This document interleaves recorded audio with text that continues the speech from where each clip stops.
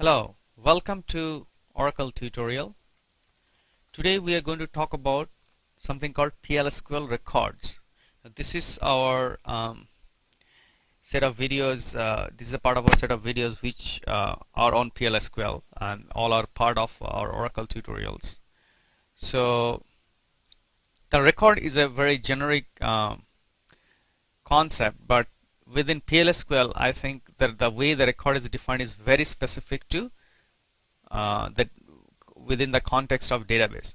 So for example, in the last tutorial we have discussed about how to define salary within a salary variable, and we put L salary and put number 6.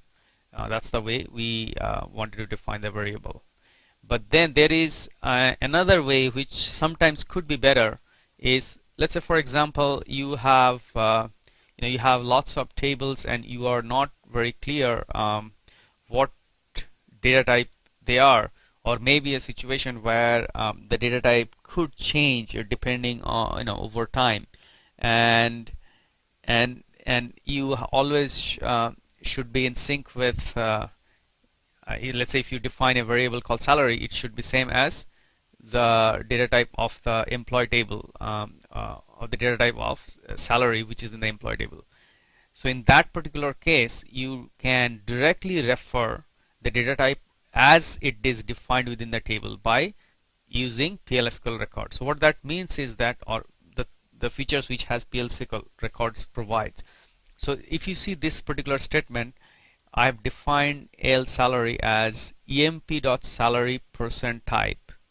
What that means is define the salary as whatever the data type is defined in the employee table salary column, and then percent type associates that data type with my L salary. And you can, and rest of it is pretty much same. You can just, in the same way you assign a variable into or assign the variable through a SQL select star or select salary into L salary, you can just keep doing it the same way. So this way we have defined a column or a variable.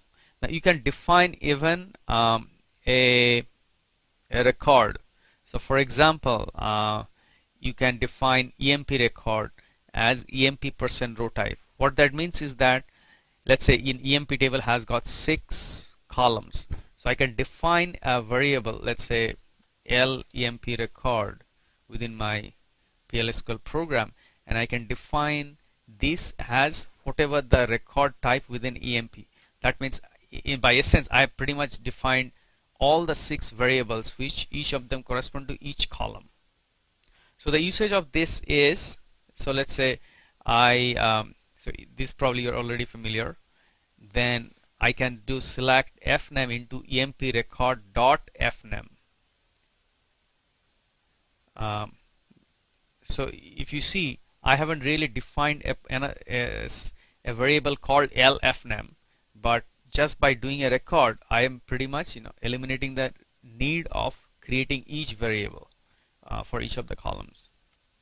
You can also even do select star into emp record, and then the way to access is that it's the same way. L salary which is our variable defined. If you want to do an fname, you can do emp record fname, and age, if you want to define age. Now as you see, we haven't got a statement called like fname for age, like we don't have, but because we have got this statement which gets all the columns, so that means age also has come as a part of this statement. So even though we haven't explicitly defined, but we can refer it like this. So let's run it and you see.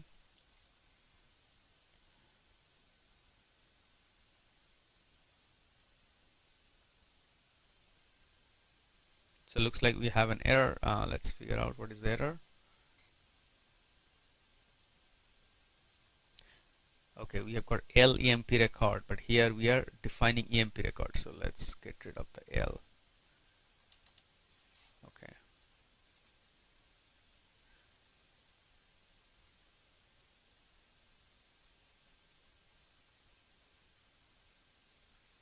Okay, so it says anonymous block completed, that means it compiled fine. Let's say EMP1 has salary 110.55, which is our this, and name is David and age is 32. So if you can verify this, David age 32 and 110.55. So that's one interesting thing was, remember last time we defined number, and then when even though the data type within EMP is really with a precision 2, so the fact because we defined number, so we were really losing this 0.55. So if you do this, let's say L salary 1, you would see we would lose the, so if you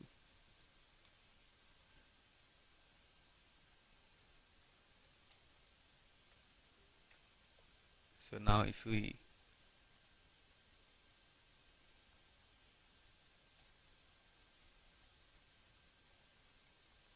as you see here, it has, because we have defined it as a number, we are getting rounded the salary 100 instead of 110.55, we are seeing it. So this is, this is like, as you see, it's the advantage of using PLSQL record to define your data types is quite evident from this example.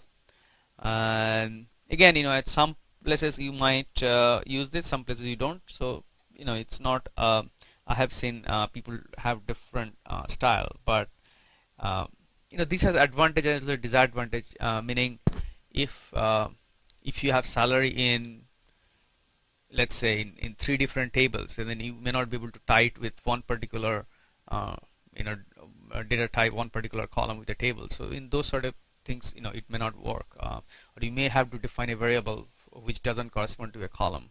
So those are the times you may not use this particular feature.